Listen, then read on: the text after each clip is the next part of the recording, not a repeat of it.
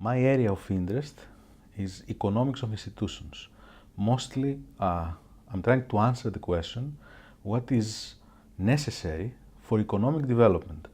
According to a leading economist and political scientist, Mancur Olson, three things are necessary for economic growth and development. Free markets, an efficient institutional framework, efficient and suitable for economic development, and at the same time, high quality regulation. And the third thing is political elites, a political class that can understand basic economic concepts.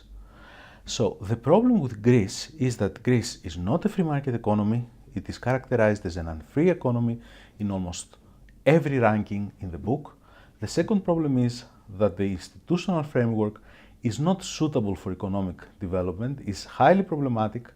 There is over-regulation, there is over-taxation, and at the same time, the infrastructure for laws and regulations, that is social norms, are again inefficient, and at the same time, there is lack of them, especially lack of trust. The levels of trust in Greece are very low. And I'm not going to talk about Greek political elites, because I'm going to spend all the available time, all the allotted time. So we should have three things. We have neither. Yeah.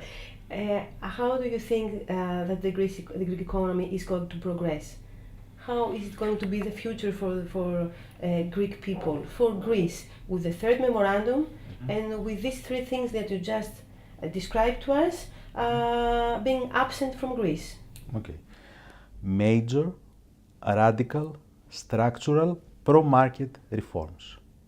And these reforms should include not only the opening of markets, we need a fight against cartels, against closed shops and closed professions, against strong public sector unions.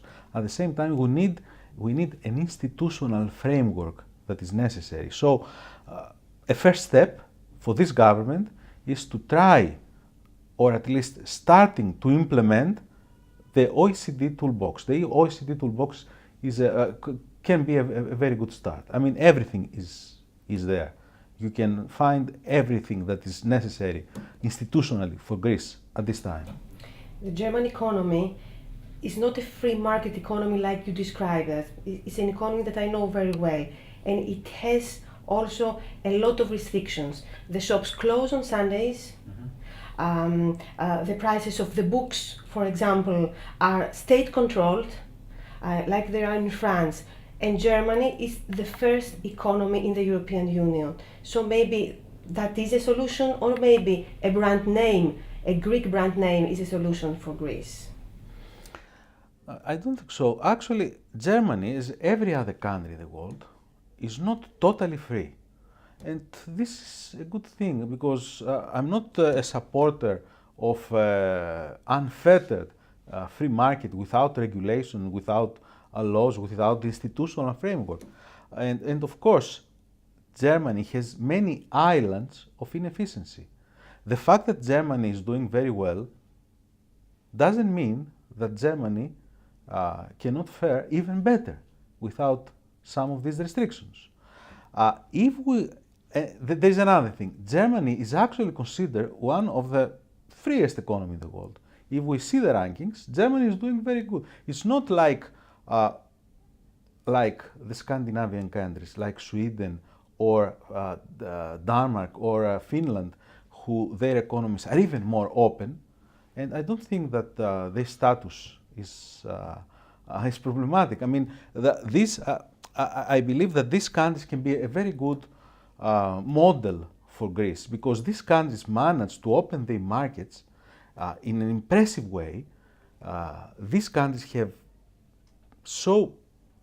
managed to diminish the transaction cost, impediments to economic activity, and they manage, by doing this, to gather a lot of money to spend in social benefits and welfare programs. That is why I think that our model should be not, for example, the United States is a totally different kind with a totally different culture, but the Scandinavian countries. The Scandinavian countries manage to, and I think I admire them more than Germany, because they manage to make the recipe right, to do the right thing. Free market, a lot of output, growth, and welfare state. Strong welfare state, which is not only strong, it is also efficient, more efficient than Germany's.